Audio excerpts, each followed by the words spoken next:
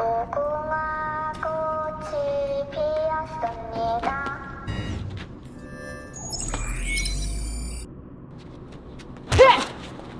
damn it! Red light! Yep, he moved, he's down, he's out, send him home.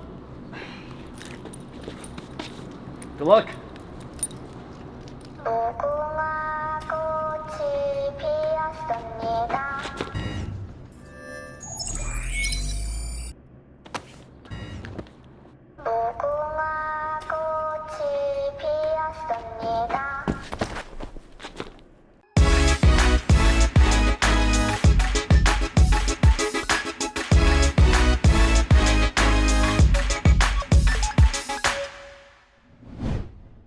Welcome to the Liquid Update powered by Alienware. Stop panicking! It's not over just yet. We've just come to the end of the first half of the group stage for Team Liquid in Group D, and so far, we're 1 and 2. Now, after absolutely stomping the living hell and all that is good out of the LEC's Mad Lions, Team Liquid made just a couple of missteps in their games against Gen G and LNG. But that's okay. Nothing too egregious or too terrible. I would just call them group stage boo-boos that we could just slap a Hello Kitty Band-Aid on and an owie be gone kiss from yours truly to get the team back in tip-top fighting shape for the second half of the group stage. What's that? You don't believe me after seeing me dance naked in front of 100,000 plus people? Well, it's a good thing that we have Tactical here to speak to you himself. Victory Royale, yeah, Fortnite, we about to get down. Forward right now, just wiped out Tomato Town. Hey, Tactical, how's my favorite Zoomer? I'm tired. I'm exhausted. What's the atmosphere like for the team right now after the first half of groups? Well, day one, we won obviously, so that was good. Day two, we had some frustrations because I felt like we had a really bad draft and then we didn't know what to do in the game, and then blah, blah, blah. Obviously, we fixed some stuff after the day, and then third day, we had a better draft and a better idea what we wanted to do. But we just didn't execute as well, so we lost. What was it like to kick off the group stage with a win against LEC's Mad Lions, though? It felt good, especially for Western teams, in my opinion. Any win get is valuable. So when you're off to a 1-0 start, you're feeling pretty good because you have 2 more games left. If you lose to the next 2, it's not like you're completely doomed, like C9 might be. They're 0-3. It's definitely not as bad as their case. In the group of death, C9 breathe life into North America. Oh, GG. Wow, what a banger. That's a high dopamine game to win when it's like 50-minute banger. Now we need to make out of group. We can't let the Oh, C9 now we the look hero. at shits. Yeah. It's definitely not as bad as their case. Now, not gonna lie to you, the game against LNG looked a little rough. What went wrong? Coach diff and coach diff and player diff and coach diff and probably prep diff, honestly. Now, the game against Gen G looked a whole lot closer, but it still felt like you guys couldn't find a way to, actually secure that win. So what happened? Well, I died that one time I was channeling TP to top lane. I was really sad because that never had to happen to me before. And then I think we just messed up skirmishes. Our comp is all about fighting skirmishes and winning them. Obviously, if we lose and get behind, it is hard. Also, I don't think our champs were necessarily 100% ideal. It was still playable, but versus Toronto Silas, stylistically, those 2 champions did decent, mostly decent for us. So since we didn't hard smash them early, it's pretty hard. Now, what's the focus for you and the team moving into the second half of groups?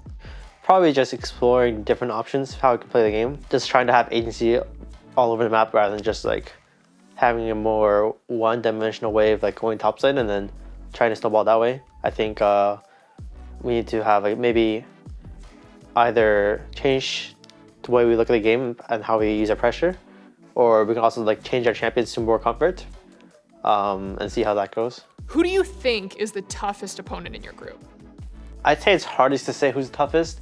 Versus LNG, we didn't really get to that game. I don't really count that as a real game. It was so hard to indicate how good the team was based off that game. So for them, it's hard to say. For Gen G, they seemed okay as well. And then Mad, we also beat them. So it's some bias from my point of view, I think. But I can't say there's like a certain like rivalry or favorites out of our group. Now, what did the team learn in the first few days of groups that can be applied to the second half? What did we learn? Well, I think we learned we have to focus more on ourselves rather than the enemy. I feel like our prep versus LNG, we were too nervous or something, and then we're focusing on how they played rather than how we wanted to. Next week, I want to just have some brawls. Can I get a sheesh? No, I cannot. No, tactical. Can I get a sheesh? It's already been shown previously. Do you have anything for me, tactical? I would really love to chug with you. We can be fearful gamers. Tactical is my best friend. And if you don't believe me, then That's your problem. And now to break down the games from this week, we have a very special guest joining us. It's Rap God Captain Flowers! Bring him in! Couldn't get him, he was busy. What do you mean he was busy? What, with his Worlds rebroadcast stream where he recasts all of the Worlds games 24 hours after they air on his Twitch channel, twitch.tv/CaptainFlowers22? Oh, what about Raz? He just left to go cast Worlds. Ender? He's casting Valorant. If everyone's gone, then who the hell are we supposed to have on here? I'm only here because Alienware asked me to make sure the show's a little more family friendly after the intro that you guys did a couple weeks ago. So here I am. What do you want?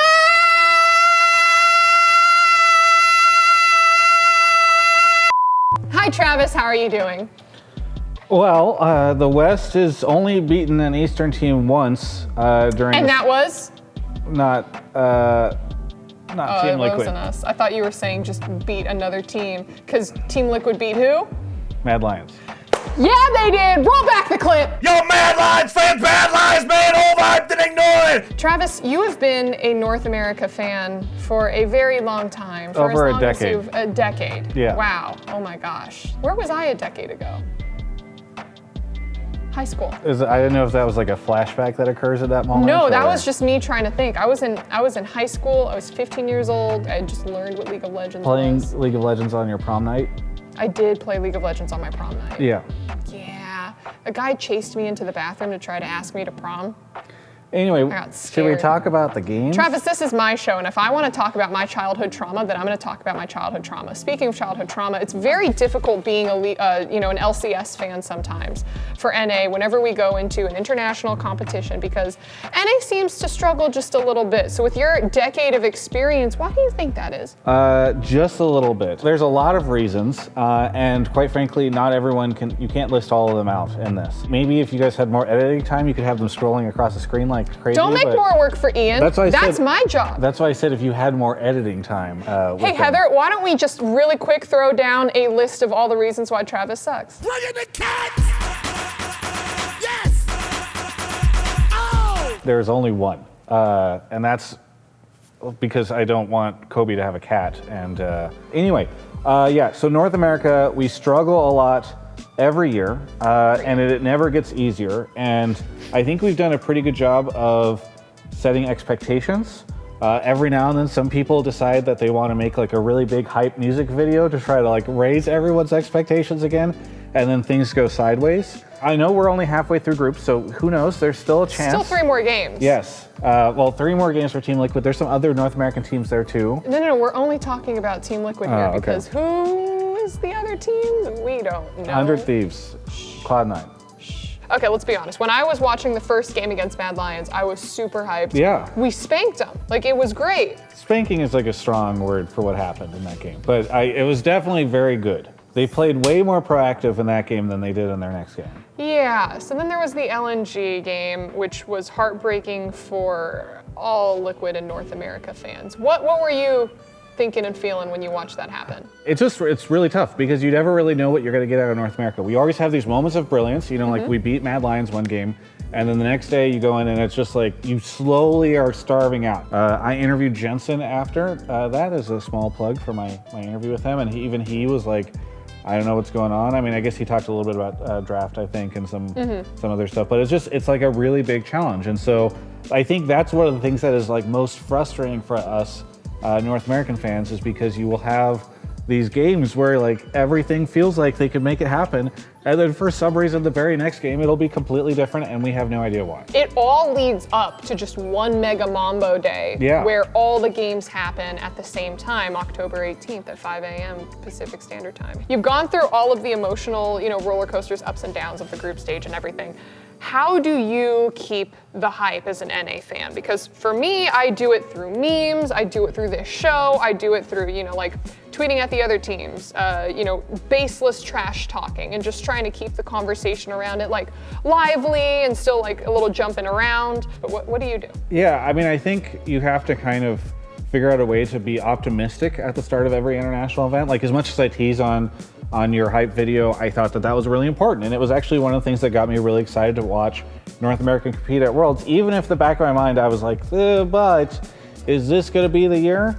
The other thing that I do is I just really try to not get so caught up in the international story, because if you think about it, like the vast majority of the year is the story about North America at home and how these teams compete against each other, and the storylines between, Cloud9 and Team Liquid and 100 Thieves and TSM and everybody else, and what they do here, and the big wins that they can have in packed arenas facing off against each other. And that for me is as much of a reason to watch LCS, and maybe more of a reason to watch LCS and care about the North American teams, as whatever happens in group stage. So I think you just have to cheer on the teams and be optimistic and hope, but then understand that like once we're done with groups, guess what? We get to talk about all the crazy trades that are going to happen during the off season, and then get excited to watch these teams play in lock-in next year. But Travis, this is going to be the year. This is the year that Team Liquid makes it out of groups. We went 1-2 for the first half. That's totally fine. We're just luring them all into a false sense of security.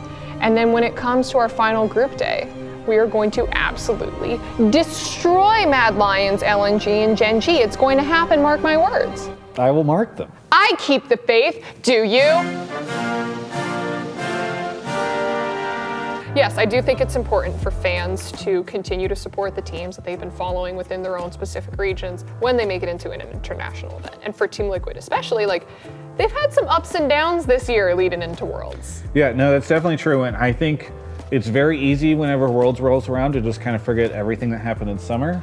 But for me, I look a lot at what Team Liquid has been able to accomplish this year. This is a team that, no offense to any of the people that work in this building, but it was kind of burning down at the beginning of the summer. Like I was covering a press conference where Steve was talking about a bunch of different stuff, and seeing what Cold was able to do stepping into this role, where I thought, I don't think he had any expectations he was going to become head coach, just months before Worlds. So for me, like, I still think there's a lot for Team Liquid fans to be proud of, and for this team to be proud of, regardless of what ends up happening on Monday.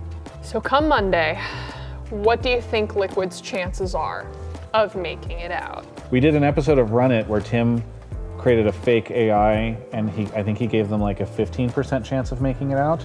Okay, you know what I say? Same thing that I said throughout all of high school in my college statistics class. F the numbers, because we're gonna brute force our way through. I'd say 25%. I'll take those chances. That's like a couple coin flips. Now, Travis, we actually have some of the highlights and some plays from the 3 games that we played. Are you ready to break them down with me? Yes. You're supposed to say no.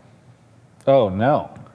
Hey, Travis, are you ready to break down some analytical content? Absolutely not, Ovilee. I don't know how to do that. Do you want to dance over them instead? Absolutely. Absolutely, he said.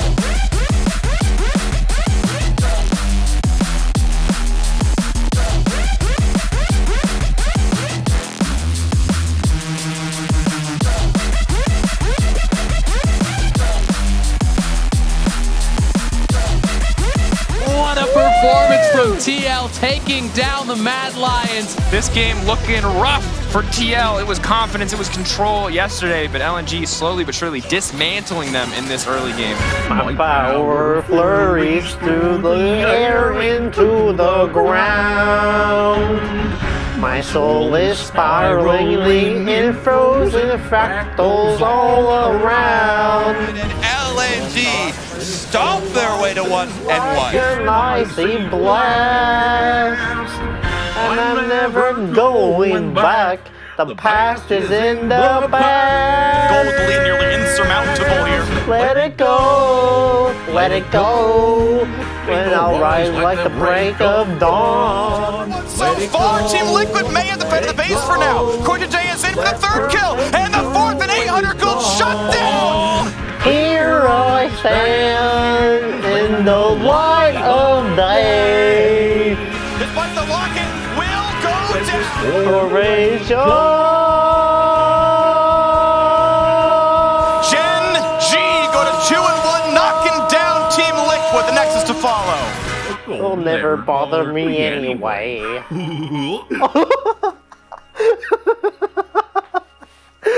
Oh my god, this is so good. Our final group day, and the most important one at that, will take place on Monday, October 18th at 5 a.m. Pacific time. We will be playing all 3 teams in our group to determine whether or not we move on to the next stage. Wake up bright and early and stay tuned. But that was this episode of the Liquid Update powered by Alienware. Thank you all for watching, and I'm Ovilee. Hello? Yeah, did you get her? What do you mean you couldn't get Doja Cat? No, we need her for the next episode. No, Nate Shot got Lil Nas. You think I'm gonna let him top me and my content? No, I don't care if she costs like $3 million for a day rate. Get it done. No, I'm not gonna settle for Kanye. He's out now. No, if you don't get me the goddamn princess of rap, then I'm leaving. What do you want me to do with this? Yes. You're supposed to say no. Oh, no. You're No, supposed to I say am no, not. I don't do that. I don't do that. I thought you were going to break them down. No. Okay. Okay. Well, so I don't want to try break this them again. down. Let's try this again. Why are we cutting here? This is amazing.